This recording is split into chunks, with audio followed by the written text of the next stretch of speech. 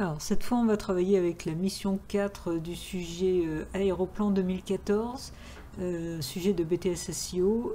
Cette mission ne porte pas donc sur la programmation objet ni sur la partie conception de base de données.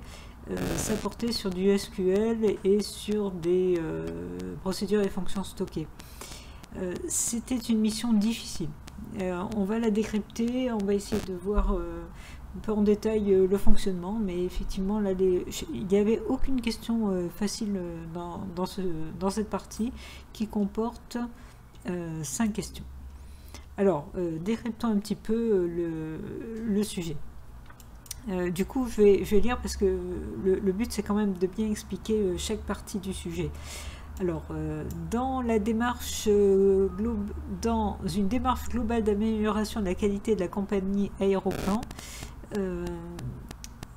Aéroplan accorde donc une grande importance à l'analyse des retards. Grâce aux informations issues de l'application Triport centralisée dans la base de données, on envisage d'établir la liste ci-dessous. Alors, on a une liste où on retrouve des numéros de vol. Pour chaque numéro de vol, la raison du retard, la durée, le nombre de passagers et la distance.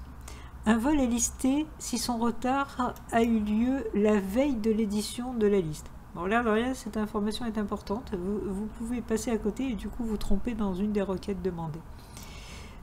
Pour l'analyse de ces retards, l'interrogation de la base de données permet d'obtenir le tableau de bord ventilation des retards présenté ci-dessous. Alors, voici le tableau ventilation des retards. On s'aperçoit qu'on a donc distance en kilomètres, ce sont de toute évidence les distances des vols entre 0 et 1500 km, les vols entre 1500 et 3500 et les vols de plus de 3500 km. Ce tableau présente le nombre de vols en retard en mars 2014. Du coup, on s'aperçoit que c'est un tableau à 3 entrées. On a la date, on a la distance et on a la durée. Alors, il y avait un message qui était troublant et faux. En fait, il y a marqué durée vol, alors qu'en réalité, c'est la durée du retard. Parce qu'on se doute bien que là, on a affaire à des minutes. Ça ne peut pas être des heures, hein, parce que 120 heures, 180 heures, ça ferait beaucoup. Donc, ce sont des minutes. Or, un vol de 1 minute, ça paraît bizarre aussi. Donc, on a bien affaire à des retards et c'est de toute façon un tableau de bord de ventilation des retards. Donc, c'est entre 1 et 15 minutes de retard, 15 et 120 minutes, etc. Le règlement européen établit des règles communes en matière d'indemnisation et d'assistance des passagers en cas de retard, de refus d'embarquement, d'annulation ou de retard important d'un vol. Les règles d'indemnisation prévues par le règlement établissent qu'un retard est considéré comme important à partir de 3 heures. Alors, ça aussi, c'est une information importante qu'il va falloir prendre en compte. Il entraîne le versement d'indemnités individuelles dont le montant est fixé à, et vous avez donc différents montants avec différentes conditions qu'on redétaillera dans un deuxième temps, puisqu'il faudra répondre à une question là-dessus. La compagnie Aéroplan doit être en mesure de connaître l'indemnisation prévisionnelle globale en cas de retard, compte tenu des renseignements transmis par les pilotes via l'application Triport installée sur les tablettes. Pour répondre à ce besoin, le choix a été fait de créer une fonction stockée sur la base de données centralisée afin d'effectuer un traitement côté serveur. Alors voilà ce qu'on vous donne. Vous disposez, hein, pour pouvoir écrire la fonction stockée qui va être demandée en dernière question, vous disposez pour cela de la procédure stockée permettant de valoriser ces 5 paramètres de sortie. Alors on insiste sur le fait que c'est des paramètres de sortie, au cas où vous ne le verriez pas ici, pourtant on le voit bien, hein, ce sont des out. Vous avez les paramètres en in et les paramètres en out. Ça veut dire quoi? Ça veut dire que lors de l'appel de cette procédure, les paramètres suivants, seuil retard, montant 1, montant 2, montant 3, distance 1, distance 2, sont remplis. Et ici, on vous explique en détail à quoi correspondent ces différents paramètres. On le redétaillera dans un deuxième temps. Bon, ensuite, on a les questions je vais d'abord, avant d'attaquer les questions, bien sûr, détailler les annexes qui sont très importantes. Donc, vous avez une première annexe, c'est le MCD ou version diagramme de classe, hein, donc la représentation de la base de données. Alors, je vais détailler le MCD. On a les mouvements, c'est-à-dire les vols avec le numéro de vol, la distance, le nombre de passagers, savoir si c'est un vol est intracom, c'est-à-dire intracommunautaire, date heure de départ, date heure d'arrivée et la durée du vol. Et puis un vol part d'un aéroport et va vers un autre aéroport. Un vol utilise un avion et ensuite on a les retards. Alors, vous voyez qu'un vol peut avoir plusieurs retards. Chaque retard est rattaché à un vol précis, donc c'est un retard précis pour ce vol avec la raison du retard, la durée du retard et le type de retard. Ensuite, vous avez le schéma relationnel qui détaille ce qu'on vient de voir et qui explique plus en détail les différents attributs. On y reviendra si nécessaire. Puis on a une vue. Alors il y avait aussi l'utilisation d'une vue dans ce sujet. Je vous rappelle qu'une vue, c'est tout simplement une vision. Ça permet de créer une table temporaire en mémoire pour pouvoir faire ensuite des recherches dessus et de manipuler comme si c'était une table de la base de données. Donc la vue vol retard. Qu'est-ce qu'elle fait? Regardez, elle récupère l'idée du mouvement, la distance du vol, le nombre de passagers, le fait qu'il est intracom, la date de départ, et puis ça fait la somme des durées qu'on stocke dans une colonne retard total. Et cette somme de durée est récupérée dans retard. Il y a une jointure entre retard et mouvement. Donc on voit bien tous les retards du mouvement. Donc on récupère les informations du vol, du mouvement, plus la somme des durées des retards. Et on groupe bien sûr sur toutes les informations du select sauf la somme. Donc on a bien la somme des durées par retard, enfin par mouvement, pardon. Voilà ce que donne cette vue.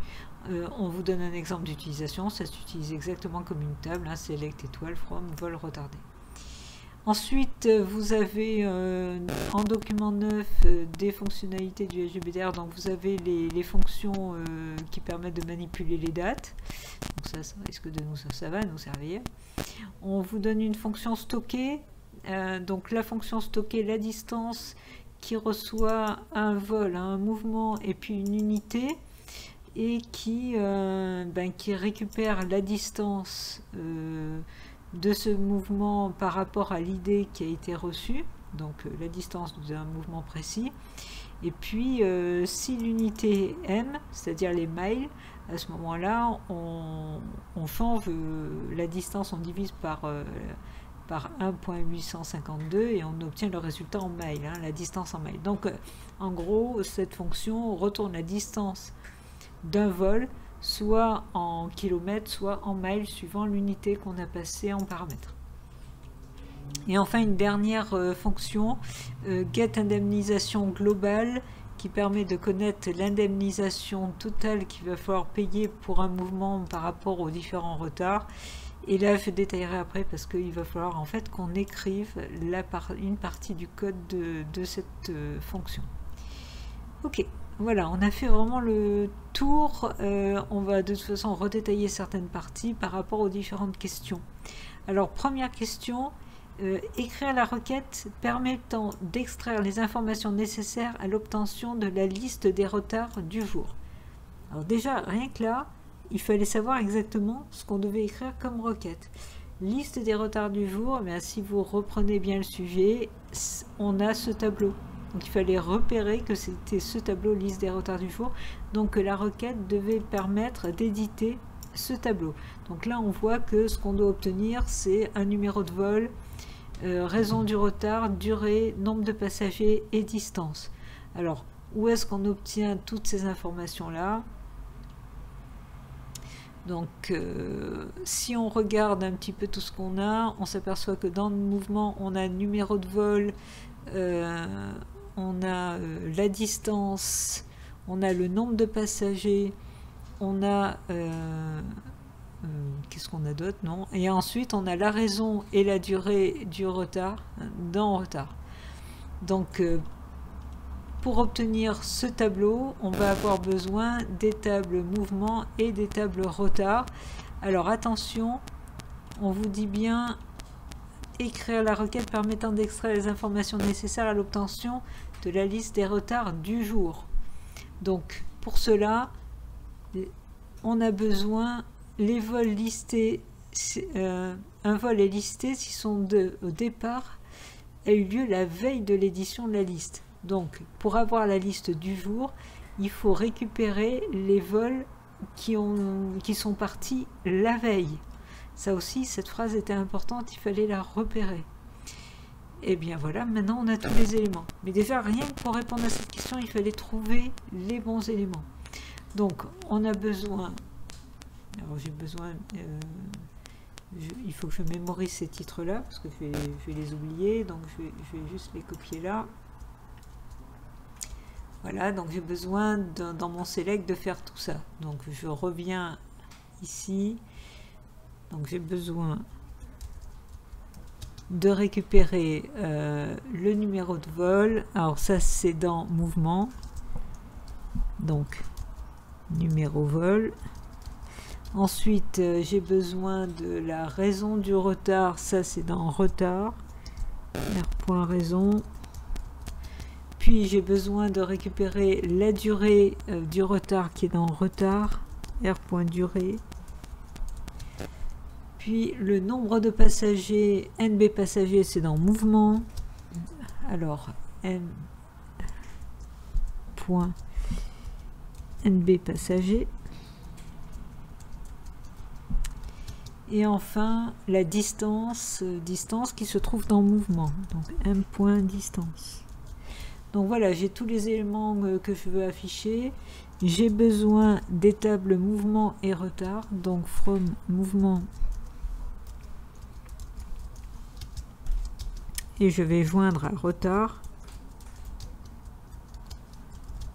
Alors, pour savoir sur quoi je joins, j'ai besoin des relations. Dans retard, j'ai un ID mouvement et dans mouvement, c'est ID. Donc, dans retard, c'est ID MVT et ça doit être égal à dans mouvement à l'ID. Voilà. Une fois que j'ai fait cette jointure, il faut que je fasse le test sur la fameuse date. Alors c'est la date de départ du mouvement qui s'appelle date heure départ. Alors il faut que je fasse un test sur date heure départ. Et j'ai besoin de récupérer que les mouvements qui sont partis hier. Donc date d'heure départ correspond à hier. Et ça, comment je l'ai? Et voilà, j'ai donc yesterday qui me permet d'obtenir la date précédente de la date système. Mais attention, date heure départ, il est de quel format? Date heure départ représente les dates et heures prévues, donc les formats dates. Or, moi, ce qui m'intéresse, c'est de récupérer qui permet d'extraire la date d'un champ date-heure. Et nous, ce qu'on obtient... Alors, ce qu'on obtient, c'est bien des dates-heures, hein, puisqu'on nous dit représente date et heure prévue. Donc, il ne faut pas se tromper, on a besoin de récupérer juste la date. Donc, c'est le getDate qui m'intéresse de la date heure départ. Oups. Alors, getDate de date heure départ, et cette date doit correspondre à yesterday, qui permet donc de représenter la date d'hier. Yesterday. Et voilà. Donc ça, c'était pour la première requête. Alors, elle n'est pas vraiment difficile en soi, mais il fallait déjà... il y avait quand même deux difficultés. C'était déjà savoir où trouver les informations. Donc savoir que c'était ce tableau qu'il fallait afficher et savoir qu'il fallait bien faire attention à récupérer les vols d'hier qui ont démarré hier. Et puis la deuxième difficulté, c'était de gérer correctement effectivement cette date, donc savoir utiliser correctement l'annexe ici, hein, pour pouvoir savoir qu'il fallait comparer avec yesterday et que si on récupérait une date-heure, il fallait la transformer en date. Donc, l'air de rien, une première question qui était déjà pas évidente du tout. Deuxième question, expliquez la signification de la valeur 2 contenue dans la case grisée du tableau de bord ventilation des retards. Alors, c'est cette fameuse case. Donc, ce qu'on attend, c'est tout simplement que enfin de vérifier que vous savez lire ce tableau. Donc c'est un tableau à 3 entrées. Donc là, c'est une ventilation des roteurs hein, par rapport aux différents vols. Donc là, on a en fait un nombre de vols. Donc ça signifie qu'on a 2 vols en retard. De combien? Eh ben, on est sur la ligne 1520 en retard. De 15 à 120 minutes. Alors, ce sont des vols d'une distance inférieure à 1500 km devant leur en retard. Donc, on va préciser 2 vols de moins de 1500 km en retard de 15 à 120 minutes. Et la troisième entrée, c'est mars 2014. En mars 2014. Voilà, donc là, c'était l'idée, c'était juste de voir que vous arriviez à bien lire le tableau. Troisième question. En utilisant la vue vol retardé, donc là, on vous précise quand même qu'il faut utiliser la vue, écrire la requête permettant d'obtenir la valeur contenue dans la case grisée du tableau de bord, ventilation des retards, donc la case qu'on vient d'expliquer, pour le mois de mars 2014. Donc pour faire cette requête, ce qu'on vous demande, c'est d'utiliser la vue. Alors la vue qui est ici. Et n'oublions pas que ce qu'on veut obtenir, c'est le fameux 2. Alors le fameux 2 qui correspond à quoi? On va noter quand même. En fait, c'est marqué au-dessus, hein, à la question à laquelle on a répondu. Hein. On a besoin que ce soit de moins de 1500 km et que ce soit un retard entre 15 et 120 minutes et au mois de mars 2014. Donc on a déjà là toutes les informations. On n'a plus qu'à utiliser la vue pour obtenir ce nombre de vols, ce nombre 2. Donc ce qu'on veut obtenir, c'est un nombre de vols, donc 50. Alors je vous rappelle que le count, c'est dans 99% des cas, c'est un count étoile. Voilà, on va l'appeler as NBVol.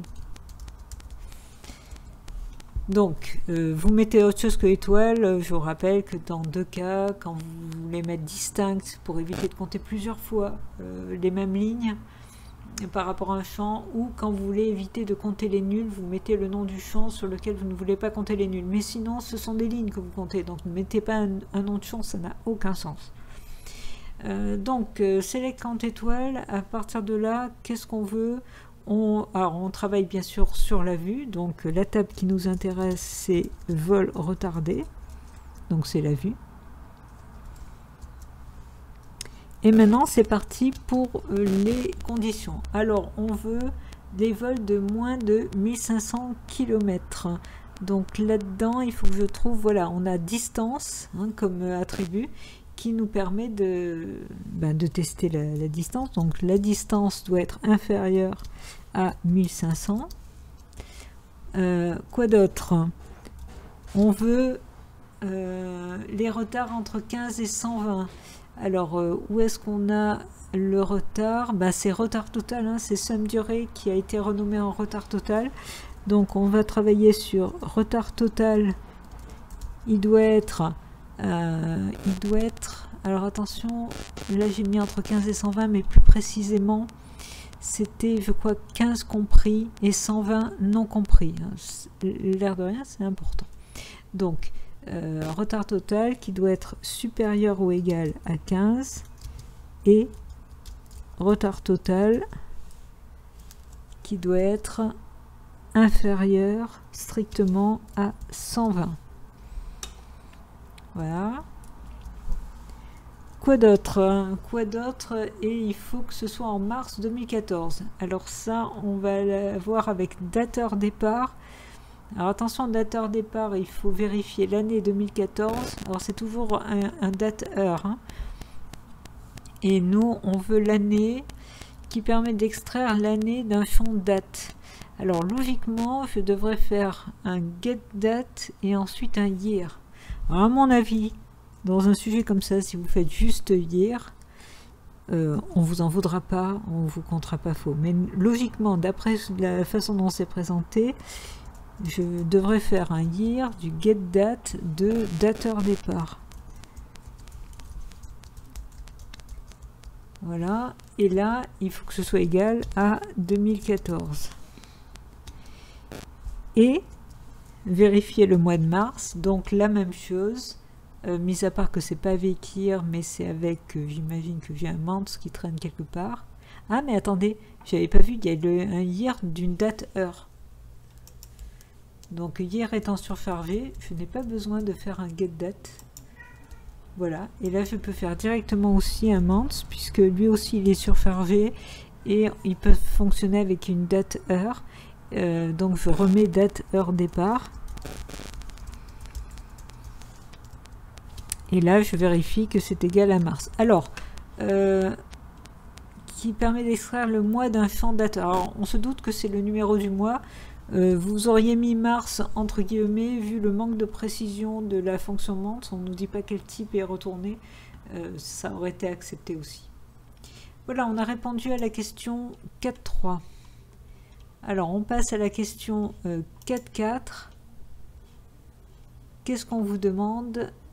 Écrire la fonction stockée getIndemnisation globale qui retourne le montant global des indemnités d'un mouvement dont l'idée est passée en paramètres. Alors c'est la question la plus complexe du sujet, la plus longue du sujet. Ce qu'on vous demande, c'est d'écrire cette fameuse fonction, ou plutôt de la compléter, hein, de compléter le code manquant. Alors, comment fonctionne cette fonction stockée? Elle reçoit un mouvement en paramètres, un ID mouvement. Et ce qu'on veut, c'est faire la somme de tout ce qui, de toutes les indemnités qu'il faudra payer pour ce mouvement. Alors, qu'est-ce qu'on reçoit? Déjà au niveau des déclarations, c'est intéressant. On a des variables valorisées par l'appel de getParamIndemnité. Alors, je vous rappelle, hein, on avait vu cette procédure qui avait des paramètres en sortie. Donc, PC qui va recevoir dans PCI retard, P montant 1, P montant 2, etc. différentes informations, enfin différentes valeurs. Donc ils vont valoriser ces différentes variables locales et que l'on va pouvoir utiliser. Voyons quand même à quoi correspondent ces paramètres qui sont détaillés. Attendez, il faut que je retrouve où se trouve. Ah non, c'est dans le sujet qu'il est donné. Désolé, voilà, c'est là. Donc, voilà les différents paramètres. Alors, qu'est-ce qu'on retrouve? On retrouve PCI retard, c'est le nombre de minutes à partir duquel une indemnité est due. Alors, actuellement, c'est 180 minutes, soit 3 heures. Alors là aussi, il fallait faire attention, c'est que dans la fonction qu'on va écrire, il ne fallait pas utiliser les valeurs en dur qui étaient données ici, genre 250, 1500... 180 minutes, c'est-à-dire 3 heures, etc. Il fallait utiliser les variables qui peuvent changer au cours du temps. Donc il y a le seuil retard, ensuite le montant 1, c'est ce qui correspond aux 250, c'est l'indemnité de retard pour les vols de courte distance. Le montant 2, c'est l'indemnité de retard intermédiaire, 400. Montant 3, c'est l'indemnité la plus forte, 600. Et puis vous aviez les fameuses deux distances, 1500 km ou 3500 km. Pour mieux comprendre, voyons un petit peu ce qu'on n'a pas lu tout à l'heure, c'est justement ces trois indemnités. Donc on est d'accord qu'il faut d'abord vérifier que le vol est bien un vol de plus de 3 heures. Ensuite, s'il est de plus de 3 heures, on rembourse 250 € pour tous les vols de 1500 km ou moins. Donc tous les vols ont au moins 250 € de remboursement. Ensuite, 400 € pour tous les vols intercommunautaires de plus de 1500 km et pour tous les autres vols de 1500 à 3500 km. Et enfin, 600 € pour tous les vols qui ne relèvent pas des points A et B. Donc il y avait quand même des tests à gérer et pas trop se tromper dans la gestion de ces tests-là. Voilà, donc du coup, on en revient à notre fonction. Donc on a ces valeurs qui sont remplies, donc il ne faudra surtout pas utiliser en dur 250, 350, etc. Il faudra bien utiliser montant 1, montant 2, distance, etc. Ensuite, on nous dit la préparation des autres variables locales. Alors, on nous donne déjà 5 variables, var distance, donc il va falloir récupérer la distance du vol, récupérer le nombre de passagers, si c'est un vol intracom, récupérer la somme des retards et var indemnité qui va être en fait la variable qui va nous servir pour faire le calcul. Il n'empêche que ces 4 premières variables, il va falloir les valoriser. Et comment les valoriser? Eh bien, il va falloir faire une requête qui va nous permettre de récupérer ces différentes informations pour le vol concerné dont on reçoit le mouvement. Donc cette requête, si vous regardez bien, distance, NB passager, intracom et retard, ce sont des informations qu'on peut récupérer dans notre vue. Alors la vue, on retrouve distance, nombre de passagers et intracom, et puis les retards. Donc la première chose qu'il faut faire ici, donc, on est à l'endroit où on doit rajouter du code. Hein. Donc la première chose, c'est qu'il va falloir tout simplement récupérer les différentes informations à partir d'une requête faite sur la vue. Donc on veut récupérer la distance, qu'est-ce qu'on avait dit, le nombre de passagers, on veut récupérer si c'est un intracom et intracom. Intracom c'est en minuscule, intracom, et on veut récupérer le retard total.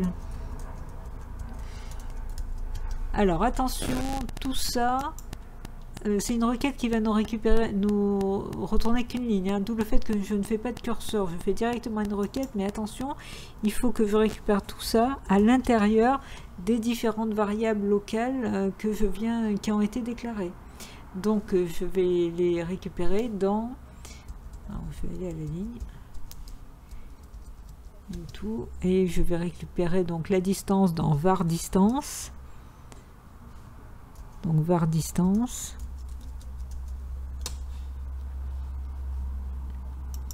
etc. Et une fois que j'ai fait ça, bon, je suis toujours dans une requête, donc il faut que je précise que je fais la requête sur vol retardé, hein, sur la vue. Voilà.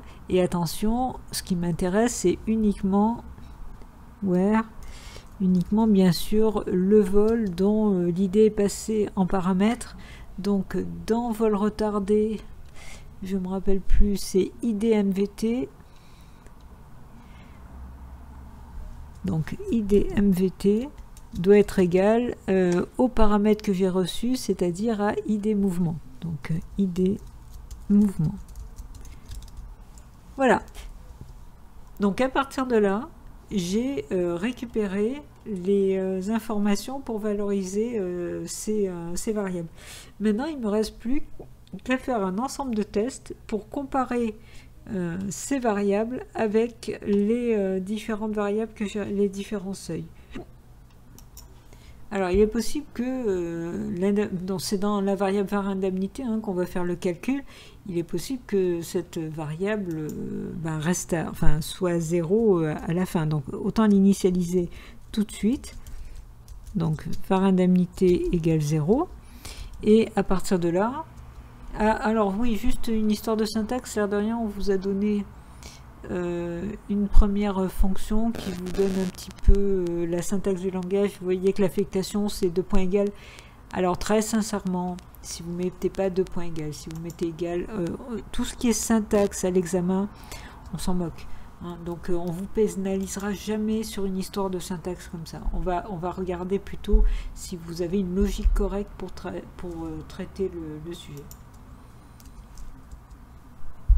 Voilà, donc notre indemnité est pour le moment à 0. Et on sait, alors maintenant il faut bien qu'on suive le sujet, on sait que, hop, je reviens là, donc on sait que ce n'est remboursé qu'à partir de 3 heures de retard.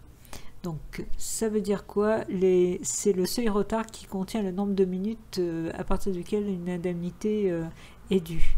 Donc il faut qu'on compare, on revient à notre... voilà, il faut qu'on compare le retard, le val retard, avec le seuil retard. Donc il va y avoir indemnité que si le val retard est supérieur au seuil retard. Donc on va faire un if et on va comparer var retard. Et s'il est supérieur aux 3 heures, donc à P seuil, P seuil retard, à ce moment-là, il y a indemnité. Alors, qu'est-ce que va recevoir var indemnité? Alors, on a plusieurs façons hein, d'aborder ces if qui vont se succéder. Je vais essayer de vous présenter une façon qui me paraît la plus optimisée, mais on aurait accepté un petit peu tout. Hein. Donc là, si on a au moins 3 heures de retard, on sait que... Alors, il y a encore plusieurs tests à faire, hein, mais on sait qu'il y a 250 € pour tous les vols de 1500 km ou moins. Donc, on sait qu'il y a au moins 250 €. Donc, on va prendre au moins le montant 1, le fameux P montant 1, qui est P montant 1, qui est le premier montant d'indemnisation. Donc, il y a au moins ce montant qui va être versé. Peut-être plus, mais au moins celui-là. Du coup, toujours dans ce if-là, on peut se poser la question au niveau, donc, on va revenir un petit peu sur les différentes possibilités. Alors, on a 400 € pour tous les vols intracommunautaires de plus de 1500 km et pour tous les autres vols de 1500 à 3500. Donc on s'aperçoit que dès qu'on dépasse 1500, de toute façon, on a au moins 400 €. Bon, après, il y a des sous-cas, mais on sait que ces 400 sont acquis à partir de 1500. Donc ça veut dire que là, on peut effectivement faire un nouveau test hein, pour optimiser les choses, où on va comparer la distance, donc c'est var distance, et si elle est supérieure à la première distance qu'on obtient dans... alors attendez, il faut que je retrouve l'information. Oui, à distance 1. Alors distance 1 qu'on a récupéré dans P distance 1. Donc si var distance est supérieur à P distance 1, oups, distance 1, à ce moment-là, on sait qu'on a au moins le second montant. Donc le second montant, donc dans var indemnité, on a au moins les 400 qui sont stockés, décidément, qui sont stockés dans P montant 2. Voilà. Alors c'est là que ça devient intéressant parce que il nous reste l'histoire du montant 3. Alors dans quel cas on donne le montant 3? Et bien on le donne, donc vous voyez 400 pour tous les intracommunautaires de plus de 1500 km et pour tous les autres vols de 1500 à 3500. Ça veut dire que les vols qui ne sont pas intracommunautaires et qui sont au-dessus de 3500, hein, c'est-à-dire qui ne sont pas dans A et B, à ce moment-là, ils ont droit au montant 3. Donc il faut être pas intracommunautaire et au-dessus de 3500 pour avoir droit à l'indemnisation la plus haute. Du coup, je rajoute un if ici. Donc si le est intracommunautaire, intracom, alors je vérifie que c'est bien ça l'orthographe, donc c'est var intracom, pardon. Donc si var intracom voilà, est égal à 0. Alors comment je sais que c'est 0 ou 1? C'était dit au niveau de la base de données.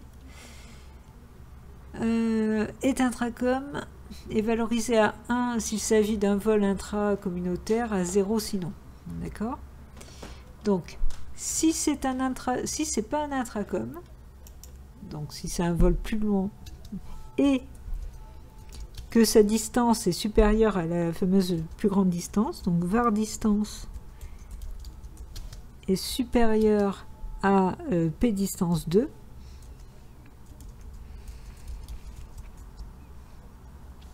ben alors je peux faire l'indemnisation la plus forte. Donc là, dans var indemnité, décidément, indemnité, voilà, j'y arrivais. Je peux affecter ben, le montant 3, le plus fort des montants.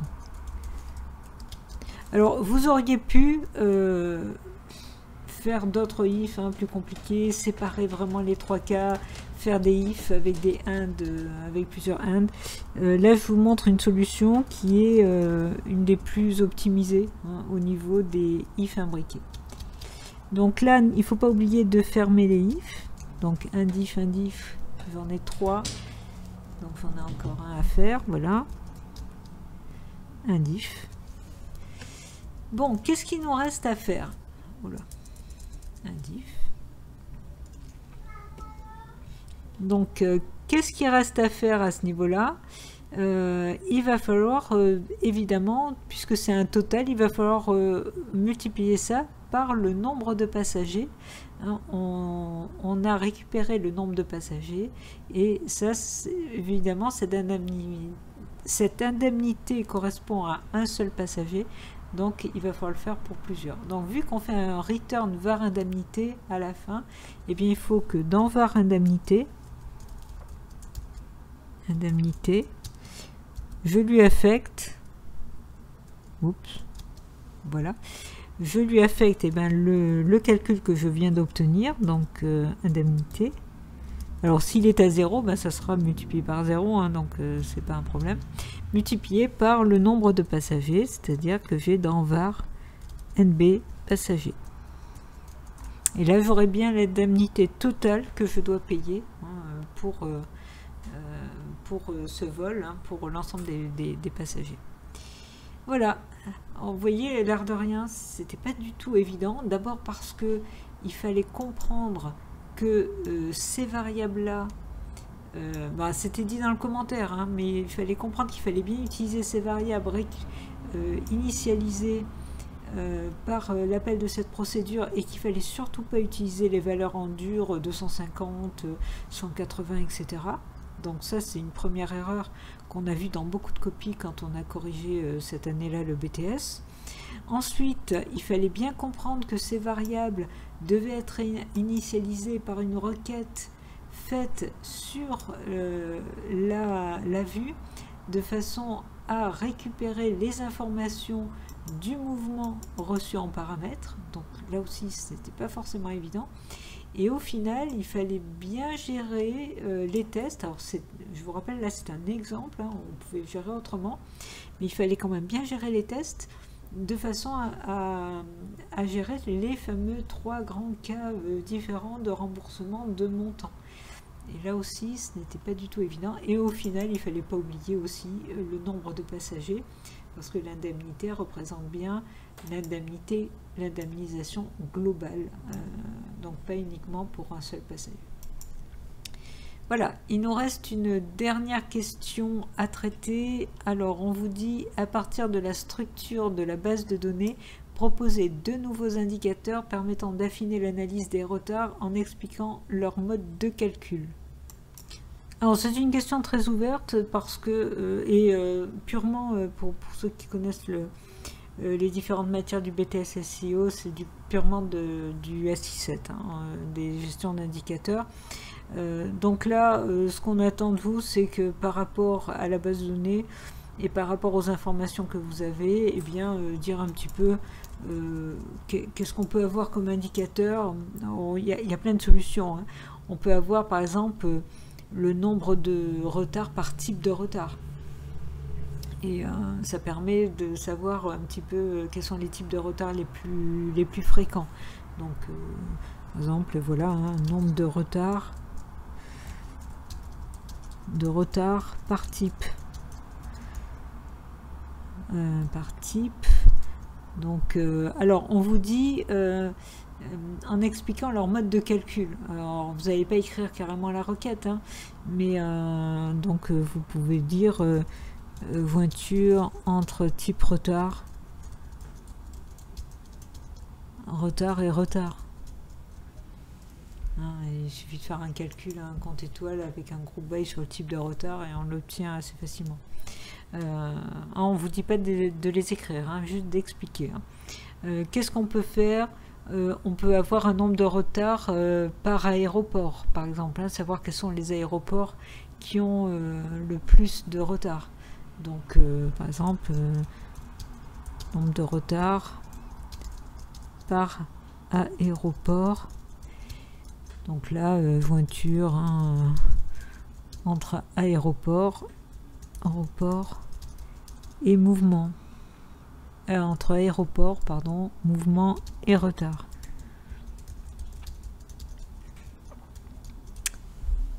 Bon, etc. En fait, il y a plein de possibilités. Hein. Nombre de retards par jour de semaine, nombre de retards par créneau horaire, nombre de retards, qu'est-ce qu'on peut voir par type, si c'est intra ou communautaire ou non. Voilà, hein. Il y a énormément de possibilités. On vous en demandait que 2. Donc là, vous voyez une question assez large et enfin, là où c'est complexe, c'est qu'on ne sait pas forcément, vous ne savez pas jusqu'où vous devez aller au niveau de la précision. Dès qu'on vous dit expliquer, mais qu'on ne vous demande pas d'écrire, hein, par exemple, c'est comme pour les fonctions stockées ou les triggers, quand on vous dit quels sont les triggers nécessaires, mais sans les écrire, vous n'écrivez pas le trigger parce que vous risquez de faire des erreurs. Là aussi, en écrivant une requête, vous risquez de vous tromper, donc évitez. Expliquer simplement ce qui est demandé sans aller trop loin dans le détail au risque de faire des erreurs. Voilà pour ce sujet qui était quand même d'un haut niveau de complexité, je trouve, sur cette mission, qui pouvait vous faire perdre énormément de temps et peut-être malheureusement sans gagner forcément beaucoup de points parce qu'il y avait tellement de pièges et de difficultés tout le long que ça pouvait être très, très déstabilisant.